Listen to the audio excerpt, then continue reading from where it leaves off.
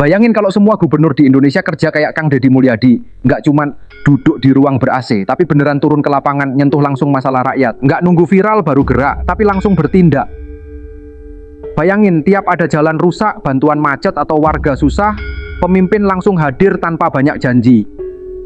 Tiap provinsi pasti bakal lebih hidup, masalah kecil nggak numpuk jadi besar, dan kepercayaan rakyat ke pemerintah makin kuat. Indonesia bisa berubah lebih cepat kalau semua pemimpin segercep itu.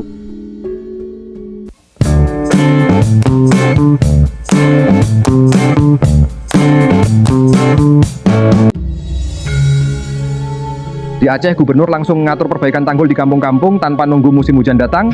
Di Sumatera Utara, jalan berlubang di Tapanuli disikat habis sebelum sempat jadi bahan meme. Di Riau, kebakaran hutan jadi cerita lama karena gubernur turun tangan bareng warga jaga lahan gambut. Bayangin kalau pola kerja kayak gini terjadi di semua provinsi. Nggak nunggu laporan menumpuk, nggak tunggu viral dulu. Masalah ditangani sebelum sempat jadi krisis. Rakyat pasti merasa lebih diperhatiin, dan Indonesia bisa jauh lebih cepat maju. Sumatera Barat makin keren. Nagari-nagari dibangun lewat gotong royong yang digerakin langsung dari pemimpin daerah. Di Bengkulu, program pemberdayaan UMKM dijalankan kayak gerilya, gubernur keliling pasar kecil, bukan cuma setor tanda tangan. Lampung pun nggak kalah, jalur-jalur desa yang tadinya rusak sekarang mulus karena gubernur sering sidak dadakan. Bukan cuma duduk di kantor, tapi hadir langsung di tengah rakyat. Pemimpin yang ngerti medan, yang ngerasain sendiri apa yang dialami warganya. Kalau semua kepala daerah kayak gini, bukan nggak mungkin daerah-daerah yang dulu tertinggal bisa jadi pusat pertumbuhan baru. Jambi dan Sumatera Selatan ikut berbenah. Dari Sungai Penuh sampai Palembang, pembangunan nggak lagi setengah hati. Jalan, jembatan, sampai fasilitas umum dibenahi tanpa banyak janji kosong. Semua karena gubernur-gubernur mereka kerja nyata, bukan sekadar wacana. Rakyat pun ikut semangat karena merasakan perubahan langsung di depan mata. Ekonomi lokal menggeliat, desa-desa berkembang, dan harapan tumbuh di mana-mana. Sumatera benar-benar hidup, bukan cuma dalam pidato, tapi nyata dalam keseharian rakyatnya. Di Jawa Tengah, gubernurnya rajin keliling dari Semarang, Solo, sampai pelosok Wonosobo. Dia nggak hanya pidato soal ketahanan pangan, tapi ikut nanam padi bareng petani. Di Jawa Timur, dari Surabaya sampai Banyuwangi, gubernur turun ke pemukiman miskin, ngecek rumah langsung dan berbaur dengan warga, bukan cuma duduk nerima laporan di atas meja. Masalah rakyat nggak lagi sekadar angka di laporan, tapi jadi cerita nyata yang langsung dengerin dari sumbernya. Rakyat pun merasa ditemani, bukan ditinggal. Jawa makin bergerak, bukan karena seremoni, tapi karena kerja nyata. Di Kalimantan Barat, gubernur naik motor trail buat masuk desa-desa di Kapuas Hulu. Di Kalimantan Tengah, langkah cepat atasi banjir Palangkaraya jadi inspirasi nasional. Di Kalimantan Selatan, Banjarmasin makin rapi, taman kota hidup lagi karena pemimpin yang mau kotoran kaki di lapangan. Nggak ada lagi sekat antara pemimpin dan rakyat. Mereka hadir, melihat, dan bergerak bareng masyarakat. Kalimantan yang dulu sering dipandang sebelah mata, sekarang justru jadi contoh soal kepemimpinan yang nyata di lapangan. Kalimantan Timur dan Kalimantan Utara juga nggak kalah. Pembangunan IKN dikawal ketat tapi tetap memikirkan rakyat kecil. Di perbatasan, jembatan-jembatan baru berdiri karena gubernur turun langsung ke medan berat. Bukannya cuma duduk lihat peta, mereka hadir di titik-titik terluar, memastikan pembangunan nggak cuma numpuk di kota. Dari jalan setapak sampai fasilitas pendidikan, semuanya disentuh dengan perhatian yang sama. Kalimantan Utara Selatan jadi saksi bahwa kemajuan bisa merata kalau pemimpinnya benar-benar mau turun tangan.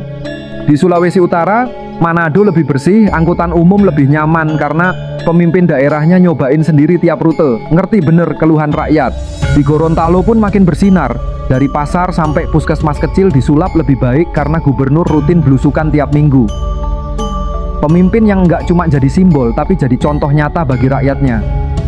Mereka nggak cuma nyuruh, tapi turun langsung beraksi, ikut merasakan dan memperbaiki kekurangan yang ada.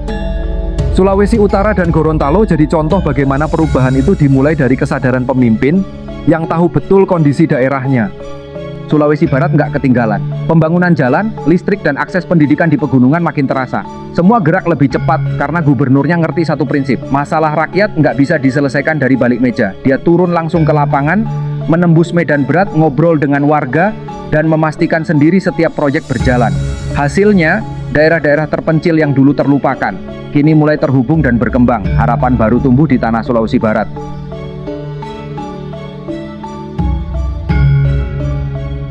Bali tetap cantik, tapi bukan cuma buat turis. Desa-desa wisata dibangun, ekonomi lokal dikencengin tanpa ngorbanin budaya. Gubernur nggak cuma promosi, tapi kerja dari desa ke desa, ngajarin warga, manfaatin potensi daerah. Budaya dijaga, alam dilestarikan, sambil tetap mendorong kesejahteraan masyarakat. Bali jadi contoh bahwa kemajuan dan tradisi bisa jalan bareng kalau pemimpinnya mau turun tangan langsung, bukan cuma tampil di acara seremonial. Nusa Tenggara Barat dan Nusa Tenggara Timur berbenah cepat. Di NTB, gubernur ngurus ternak sampai ekspor langsung. Di NTT, program air bersih jalan mulus bukan sekadar rencana. Di Flores, Sumba, semua proyek dirawat karena gubernur ngerasa tugasnya bukan cuma bangun tapi juga ngejaga. Pembangunan nggak cuma jadi pajangan, tapi beneran membawa perubahan di kehidupan sehari-hari warga. Semangat kerja nyata ini bikin Nusa Tenggara makin percaya diri, makin siap bersaing sambil tetap menjaga kekayaan alam dan budayanya. Maluku dan Maluku Utara juga makin keren. Di sana gubernurnya naik kapal kecil buat kunjungin pulau terpencil, memastikan semua warga dari Seram sampai Halmahera dapat perhatian yang sama. Pembangunan nggak berhenti di kota besar, tapi nyampe ke seluruh pelosok. Sekolah, puskesmas, dan pelabuhan kecil dibangun dengan semangat pemerataan.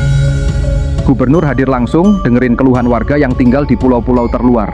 Di Maluku, pemimpin bukan cuma ngatur dari jauh, tapi benar-benar hadir sebagai penghubung harapan. Papua berubah drastis. Gubernur jalan kaki berjam-jam ke pedalaman Jayawijaya demi memastikan listrik dan air bersih sampai ke rumah-rumah. Nggak ada lagi daerah yang teriak kami dilupakan, karena pemimpinnya benar-benar hadir. Dari Lanijaya sampai Merauke, pembangunan dirasakan nyata. Bukan sekadar proyek di atas kertas, tapi perubahan yang bisa disentuh dan dilihat. Papua bangkit bukan karena bantuan semata, tapi karena pemimpin yang berjalan bersama rakyat, sejajar, setara, dan sepenuh hati. Di Papua Barat, Manokwari, Fakfak, dan Raja Ampat berkembang tanpa harus nunggu pusat. Gubernur menggerakkan ekonomi lokal dengan memberdayakan masyarakat adat. Puskesmas, sekolah, dan pasar tradisional hidup kembali. Pembangunan nggak maksa tapi menyesuaikan dengan kearifan lokal. Masyarakat merasa dihargai, budaya tetap terjaga, dan kesejahteraan perlahan tumbuh. Papua Barat membuktikan bahwa kemajuan bisa dicapai tanpa harus kehilangan identitas. Model kepemimpinan kayak gini bikin Papua nggak lagi sekadar janji pembangunan, tapi benar-benar tempat harapan baru buat generasi muda. Anak-anak sekolah nggak cuma dengar mimpi besar, tapi melihat perubahan nyata di kampung mereka. Lapangan kerja tumbuh, akses pendidikan dan kesehatan makin gampang, dan masyarakat mulai berani bermimpi lebih tinggi. Semua karena satu gaya sederhana, pemimpin yang mau turun tangan, mendengar langsung, merasakan sendiri apa yang rakyat alami, dan bergerak bersama mereka. Bukan cuma memerintah dari jauh.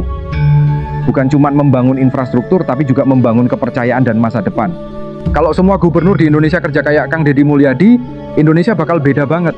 Desa, kota, pulau, semua bergerak maju bareng-bareng.